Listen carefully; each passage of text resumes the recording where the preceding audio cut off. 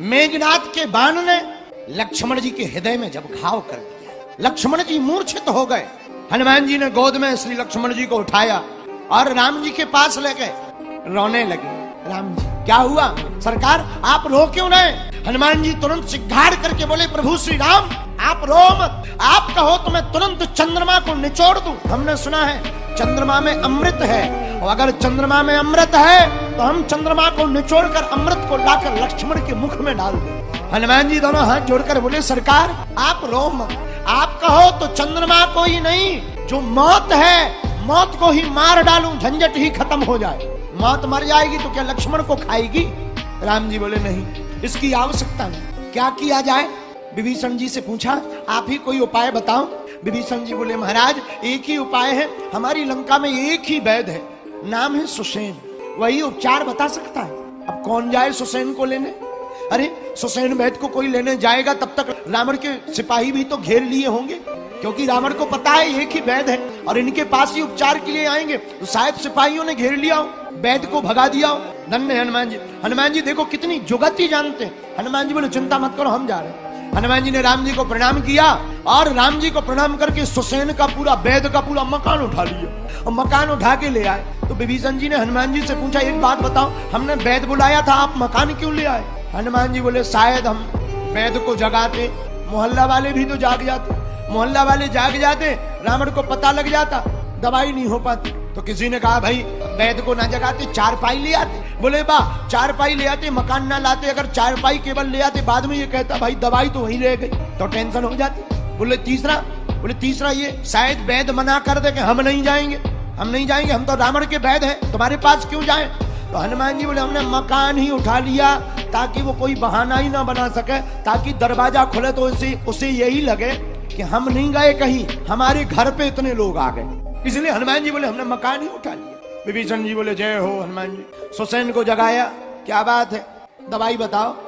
सुसेन मेरा देखो भाई एक ही दवा है और वो बहुत कठिन है। हनुमान जी बोले, कौन सी दवा? तुम तो कहो त्रिकूट पर्वत ले आए, पूरा संसार उठा डाले, जहां होगी वहां ले आएंगे एक क्षण में। सुसेन वैद्य बोले, देखो भाई हिमालय में एक ही पर्वत पर आपको संजीवनी बूटी लाना है, इसके अलावा कोई उपचार नहीं है। हनुमान जी बोले, चिंता मत करो। हनुमान जी गए तो रास्ते में काल नेमी मिला, और काल नेमी का मतलब भी है समय चक्र।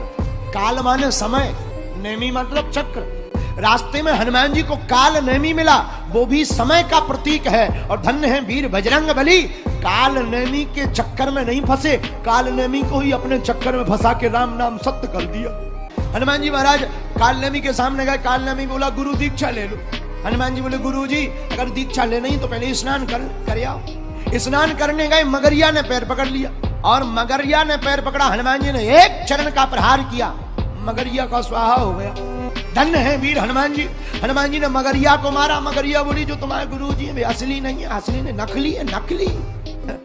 उनके चक्कर में मत पड़ो, नकली है, काल नेमी है, काल नेमी। हनुमान जी बोले, धन्यवाद, thank you very much. Hanuman ji guru ji के पास आए, गुरु जी बोले, दीक्षा ले लो।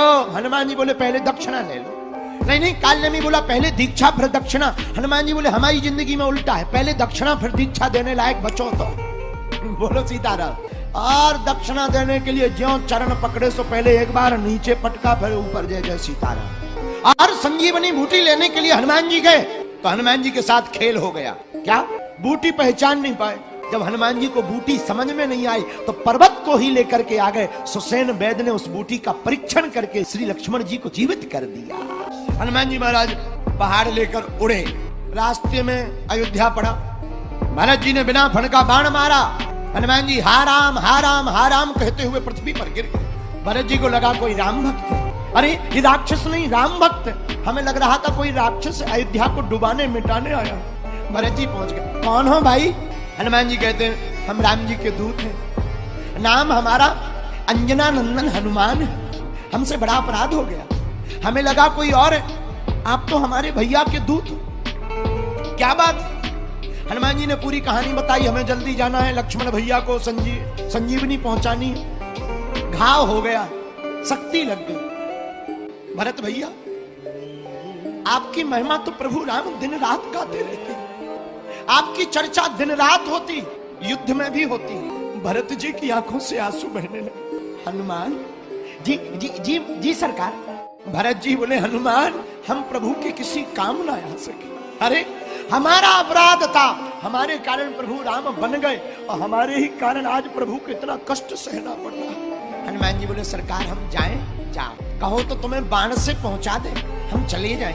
हनुमान जी ने पर्वत लिया, द्रोणागिरी पर्वत को उठाया और जाने लगे। सभी बानर भालू देख रहे हैं रास्ता ऊपर की तरफ के सूर्योदय होने के पहले हनुमान जी आ जाए। प्रभु श्री राम गोद में लक्ष्मण जी रखे, झरझर आंखों से आंसू बहाते, हे लक्ष्मण, भैया लक्ष्मण उठ जाओ, भैया लक्ष्मण देखो सुबह होने वाली है, उठ जाओ। और श्री हनुमान जी महाराज ने द्रोणागिर पर्वत ला करके रख दिया। जामवंत जी ने पूछा कि हमने तुम्हें बूटी के लिए भेजा था, तुम पर्वत लेकर क्यों आए?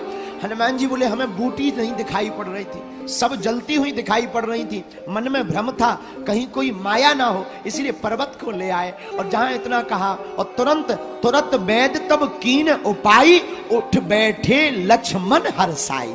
लक्ष्मण जी उठकर बैठ गए, राम जी गदगद हो गए और लक्ष्मण जी उठते ही कहने लगे कहां है मेघनाथ? तो जब पता लगा तो गदगद हो गए, आंखों में आंसू भराए, आंखों में आंसू भरे। राम जी ने लक्ष्मण जी के घाव को देखकर कहा लक्ष्मण घाव बहुत गहरा था, तुम्हें दर्द हुआ होगा। लक्ष्मण जी हाथ जोड़कर बोले प्रभु श्री राम, हे भैया अगर हमें दर्द होता तो क्या हम सोते? घाव जरूर गहरा है पर दर्द नहीं हुआ। बोले क्यों? बोले दर्द होता तो क्या लक्ष्मण सोता? घाव हमारे था, दर्द जिनको था वो रात भर रोता रहा। तब हनुमान जी की ओर देख करके प्रभु श्री राम जी ने कहा लक्ष्मण अरे आपको जीवाने वाले कोई और नहीं, श्री अंजना नंदन हमारे श्री हनुमान जी ही हैं, जिन्होंने द्रोणागिरी पर्वत को लाकर बुद्धि का प्रयोग किया और पर्वत को ले आए और संजीवनी बूटी सूर्योदय के पहले आ गई। लेकिन अयोध्या में और लंका में दो पात्र बड़े विचित्र हैं। बोले कौन कौन? बोले एक मंथरा, बोले दूसरे लंका में विभीषण।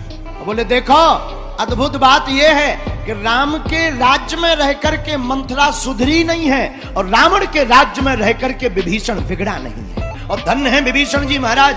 जब हनुमान जी महाराज मिले तो विभीषण जी कहते हैं हे हनुमान जी, जैसे दांतों के बीच में जीभ रहती है वैसे ही हम रहते हैं, और दांत बड़े खतरनाक हैं, जीभ बेचारी इतनी कोमल है, कतरते ही रहते हैं। हनुमान जी बोले विभीषण जी दांत भले ही खतरनाक है, जीभ को कतरते रहते हैं, पर जीभ जन्मते ही आती है और जब तक मृत्यु नहीं हो जाती मृत्यु के साथ तक रहती है, और दांत बाद में आते हैं और पहले ही निकल जाते हैं। आप भी चिंता मत करो, रावण जैसा ये जो दांत काटने वाला है अब ये रहेगा नहीं। बोले कैसे?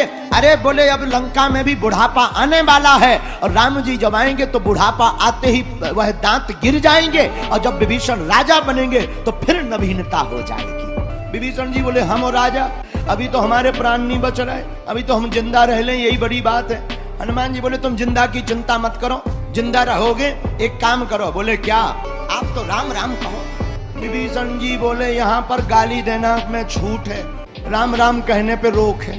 रावण राज्य की निशानी क्या है? रावण राज्य की दो ही निशानी है, गाली पर छूट, राम राम पर रोक। और दूसरी निशानी क्या?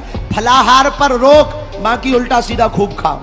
और आप रामायण पढ़ना तो सुंदरकांड में यही है। हनुमान जी माता जानकी जी से बोले माँ हमने बाग देखा, बाग में फल देखे तो हमें भूख लगी, भूखा, भूख नहीं भूखा। माता जानकी जी बोली हनुमान जी बाग मत जाओ, फल मत खाओ। क्यों? सिक्योरिटी गार्ड खाने नहीं देंगे। हनुमान जी हाथ जोड़ के बोले माता जी बड़ा विचित्र देश है। बोले क्यों? बोले यहाँ पर फलाहार करने में रोक है, उल्टा सीधा खाने में स्वतंत्रता है। तो हनुमान जी बोले विभीषण जी राम राम कहो। विभीषण जी बोले राम राम? आप प्राण लेवा करके ही मानोगे का तेरवी करवा कर मानोगे? हनुमान जी बोले राम राम कहो मत, दीवाल पे भी लिख दो। विभीषण जी बोले जो 2-4 घंटा जिंदा रहेंगे वो और मर जाएंगे। हनुमान जी बोले चिंता मत करो, हम तुमको बुद्धि देते हैं। बोले क्या? बोले दरवाजे के एक तरफ लिखो रा, दूसरी तरफ लिखो माँ। तो बोले रावण आएगा तो क्या जवाब देंगे? हनुमान जी बोले बहुत सरल तरीका है, कह देना ये तुम्हारा ही नाम लिखा है। विभीषण जी बोले कैसे? बोले एक तरफ रा, दूसरी तरफ माँ, और जब कभी आवे रावण तो कह देना सरकार तुम्हारे कान किसी ने भर दिए होंगे, ये दुश्मन तुम्हारे शत्रु राम का नाम नहीं है, ये तो तुम्हारा ही नाम है। तो रावण पूछेगा कैसे? तो कह देना राम माने रावण, माँ माने मंदोदरी।